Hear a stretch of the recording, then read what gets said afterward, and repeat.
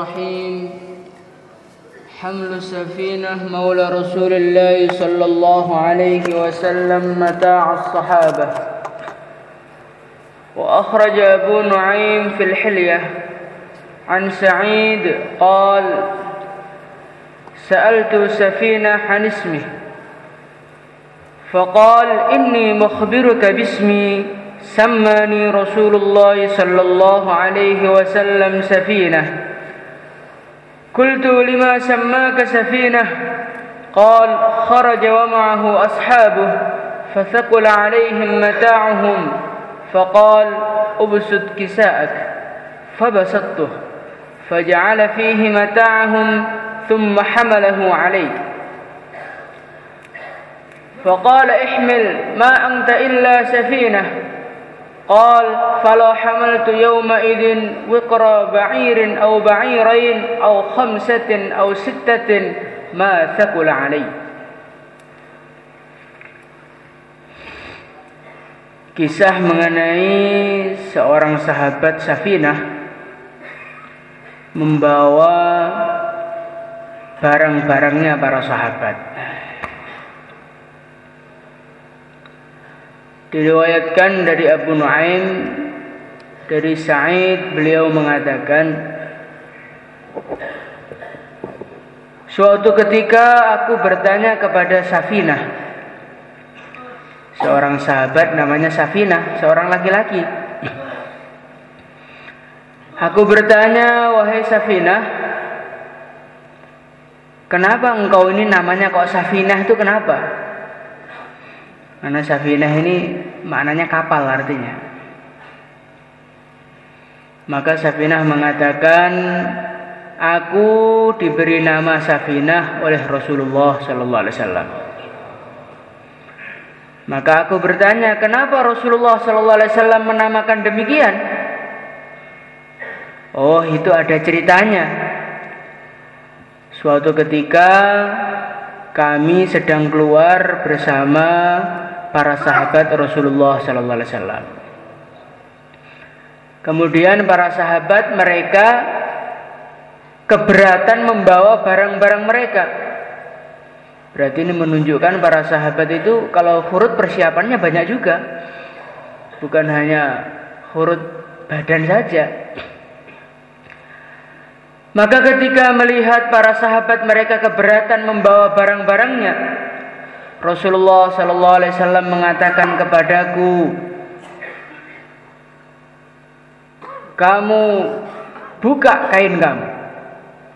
Maka aku pun menggelar kainku, dan Rasulullah sallallahu alaihi wasallam menyuruh para sahabat untuk meletakkan barang-barangnya di atas kainku tadi.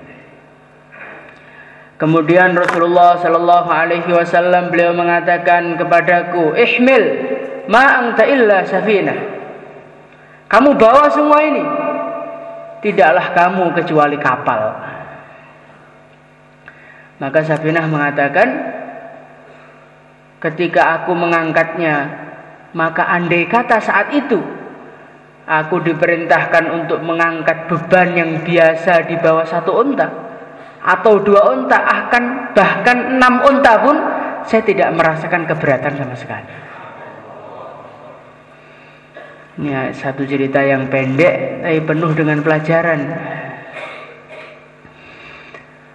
Pelajaran yang pertama yang bisa kita ambil dari cerita ini adalah pentingnya kehadiran seorang yang siap hikmat di dalam perjuangan ini. Dalam perjuangan ini ada tugas-tugas penting, tugas dakwah, ada tugas taskil, ada tugas khususi, ada usuli. Tidak kalah pentingnya juga tugas khidmat kepada orang-orang yang mengamalkan agama. Sebagaimana yang terjadi di dalam rombongan Rasulullah SAW. Ketika dalam perjalanan para sahabat keberatan membawa barangnya, maka Rasulullah SAW menyuruh seseorang untuk menjadi tim khidmat, yaitu Sayyidina Safinah radhiyallahu anha. Maka kita ini sekali-kali jangan memandang remeh amal agama yang bernama khidmat ini. Di dalam satu hadis yang lain, Rasulullah sallallahu alaihi wasallam beliau mendengar para sahabat sedang memuji temannya. Ini orang ini hebat betul. Setiap jalan mesti baca Al-Quran, kalau berhenti mesti sholat. Maka Rasulullah SAW beliau bertanya, orang yang suka sholat terus itu yang bagian mencukupi kebutuhannya siapa? Kami ya Rasulullah. Yang bagian kasih makan kuda dia, unta dia siapa? Kami ya Rasulullah. Maka Rasulullah SAW beliau mengatakan, kullukum khairun minhu, kalian yang bagian khidmat itu lebih baik daripada yang sholat tadi. Jadi pekerjaan khidmat ini bukan pekerjaan yang remeh, pekerjaan yang luar biasa. Maka kadang-kadang orang kelihatannya remeh, cuma masak di dapur, tapi di sisi Allah dia itu adalah wali-wali Allah Subhanahu wa taala. Maka kalau kita ini dapat tugas khidmat, targetnya sebulan penuh insyaallah. Kemudian dari sini juga bagaimana barokahnya doa Rasulullah.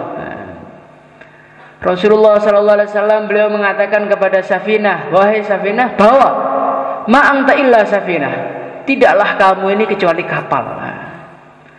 Maka ketika Rasulullah mengatakan tidaklah kamu ini kecuali kapal, Safinah mengatakan, andai kata bebannya 6 unta saat itu suruh membawa saya, maka saya tidak akan merasakan kecapean.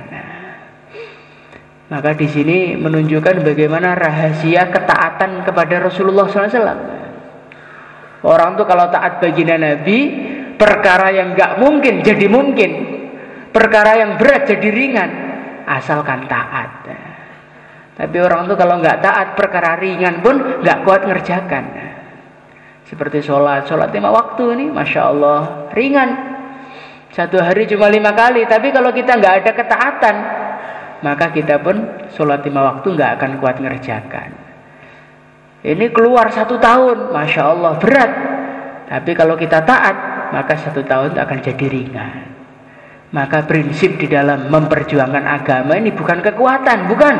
Prinsip dalam memperjuangkan agama, ketaatan. Selagi dalam hati kita ada sifat ketaatan, maka takaza sebesar gunung pun seakan-akan kita ngangkat 1 piring saja. Tapi kalau kita nggak ada taat, takaza nyuci piring saja, rasanya seperti nyuci 1000 lengser.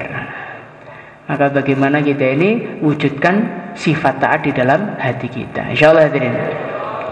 Allahumma salli wa sallim ala Sayyidina Muhammad wa ala ali Sayyidina Muhammad kama sallaita ala Sayyidina Ibrahim wa ala ali Sayyidina Ibrahim fil alamin innaka Hamidum Majid. Allahumma taqabbal minna innaka antas samiul alim wa tub alaina innaka antat tawwabur rahim. Allahumma inna nas'aluka min khairi ma sa'alaka minhu nabiyyuka wa rasuluka Muhammad sallallahu alaihi wasallam وعبادك الصالحون وملائكتك المقربون ونعوذ بك مما استعاذك منه نبيك ورسولك محمد صلى الله عليه وسلم وعبادك الصالحون وملائكتك المقربون صلى الله وسلم على سيدنا محمد وعلى آله وصحبه أجمعين والحمد لله رب العالمين.